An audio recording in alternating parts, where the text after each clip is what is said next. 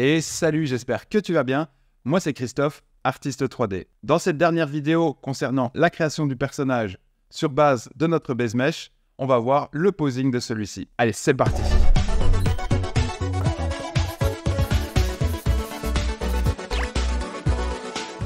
Alors ici, on est parti pour le posing du personnage. Donc voilà, donc on va venir effectuer des sélections au niveau des parties donc que l'on souhaite déplacer, en veillant bien à mettre le point de pivot à l'endroit le plus correct possible. Voilà, donc ici au niveau de la hanche, ensuite au niveau du genou, voilà. Donc afin que ça corresponde le plus à l'articulation, on va venir un petit peu modifier la forme en fonction de l'écrasement qui s'opère à certains endroits.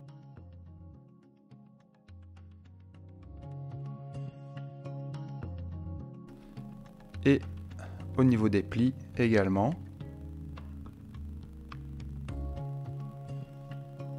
Voilà, donc ici on va venir régler la position de l'arrière de la cuisse et de l'aine. Donc ici le genou est évidemment un peu trop avancé. Voilà. On vient rajouter ici un pli. Comme ceci, donc on règle donc les formes. On modifie aux endroits où c'est nécessaire. Maintenant, grâce à nos bases d'anatomie, on sait comment tout ça s'articule et comment tout modifier. Alors vous voyez, j'ai donc laissé les pieds et les mains à part.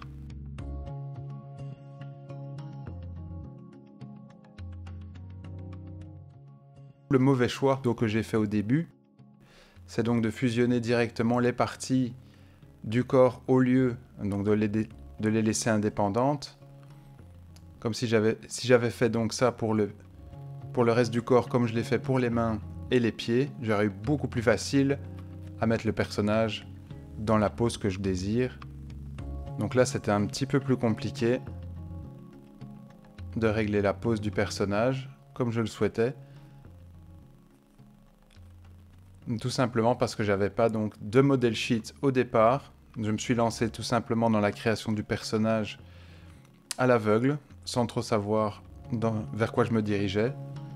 Donc pour ça, je reviens aussi souvent sur les vidéos que j'ai faites où j'explique l'importance du model sheet afin de gagner pas mal de temps. Mon excuse, ici c'est la période des fêtes. Je voulais pas me prendre la tête, je voulais simplement m'amuser, sculpter et je verrai bien où ça me mènera. Et au final, je me suis bien rendu compte que c'était quand même pas mal compliqué après de venir mettre l'armure du personnage par la suite. C'est beaucoup plus simple de créer le personnage donc avec ses vêtements dans une T-pose, comme on dit, une pose neutre, et par la suite venir l'adapter donc à sa position. Donc voilà, donc ici on met les pieds en place. Ce que je voulais, c'était en même temps une pose dynamique pour montrer que c'était possible donc de bien poser le personnage malgré tout. Donc ça c'était une partie de l'exercice, c'était voulu. Mais comme je dis, l'idéal c'est d'avoir déjà en idée, donc si vous voulez vous lancer dans la création de statues ou de figurines, de savoir déjà de base dans quelle position vous voulez la mettre pour le faire donc avec votre base mesh et pas avec le personnage déjà sculpté comme ceci. Ça m'aurait aussi évité la perte de temps sur la sculpture d'endroits qui ne sont pas nécessaires.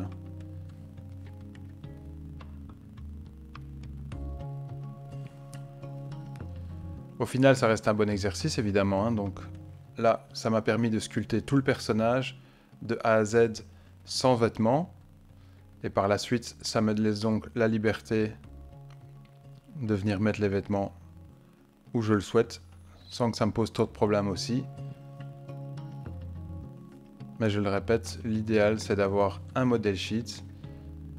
Donc j'aurai peut-être la prochaine fois que je ferai ce genre d'exercice avec un base mesh, je partirai peut-être d'une œuvre déjà existante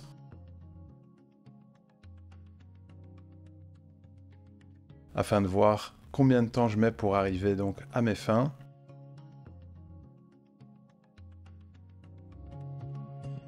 Et donc le posing du personnage ici se fait assez simplement, hein, donc quelques sélections, on vient les smoother donc, et ensuite on ajuste le mesh. On a un petit voxel.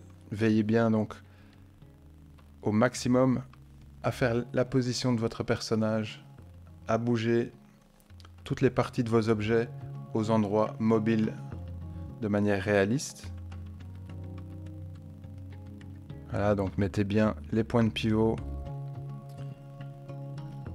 où ils sont réellement, afin que ce soit le plus crédible possible.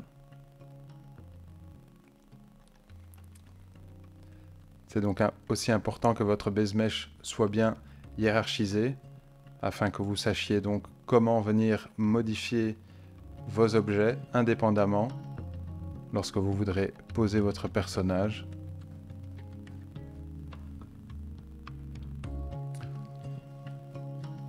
Voilà, donc ici on continue sur la pose dynamique du perso. À ce stade-là, j'hésitais donc. Je pensais me lancer dans une sorte de chevalier Jedi. Dans un premier temps, un caractère fort, un air un petit peu combatif et aussi la pose dynamique.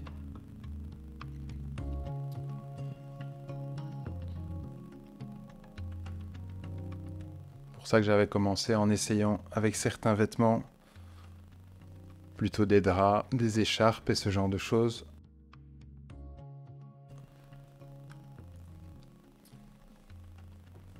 Mais ce n'est pas comme ça que le personnage a évolué, comme vous pourrez le voir à la fin. Voilà, donc pour les formes, vous pouvez toujours venir les adapter à votre guise en fonction de l'exagération et du style que vous voulez lui donner aussi. L'important, c'est que ça reste crédible tout en ayant votre signature. Voilà, donc ça c'est un petit peu le maître mot.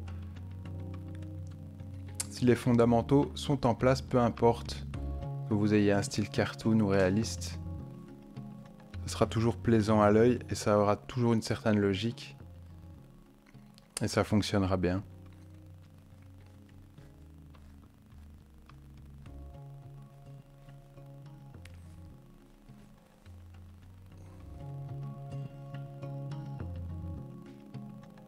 Voilà, donc là on continue, on redynamise la pose, on croise un peu plus les jambes. L'importance des angles comme ça un petit peu cassés.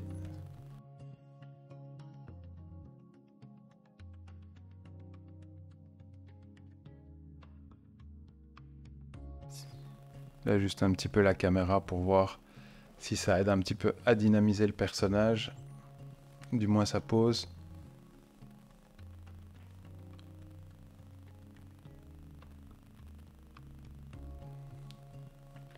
Voilà, donc pour poser une main, il y a quasi autant de travail que pour poser un corps.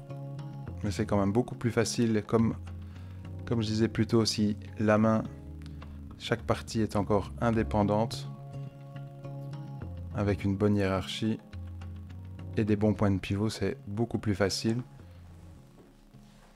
Donc ça, c'est aussi très important lorsque vous allez structurer votre base mesh. Hiérarchisez bien tout ça, mettez les points de pivot aux bons endroits et vous gagnerez beaucoup de temps aussi dans le posing de votre personnage. Voilà, donc là c'était un premier test. Je fais une petite turntable avec la première pose comme ceci, encore sans vêtements avec aussi une coupe de cheveux. Ensuite, je modifie un tout petit peu. Je venais donc, comme j'expliquais, lui rajouter une sorte de sabre laser. Je ne savais pas encore très bien quel genre de personnage j'allais créer à ce moment-là.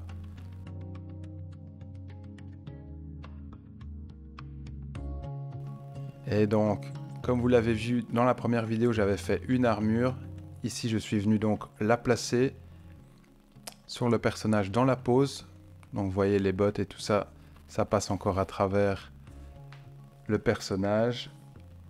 Et au niveau des vêtements, c'est assez compliqué quand on veut les mettre dans une position assez dynamique. Ça fonctionne moins bien. Et finalement, le personnage est devenu ce qu'il est devenu, donc une armure avec de la fourrure dedans. Et alors quelques pouvoirs, comme vous pouvez le voir là, ici, des éclairs de glace, un petit effet dynamique au niveau des pieds.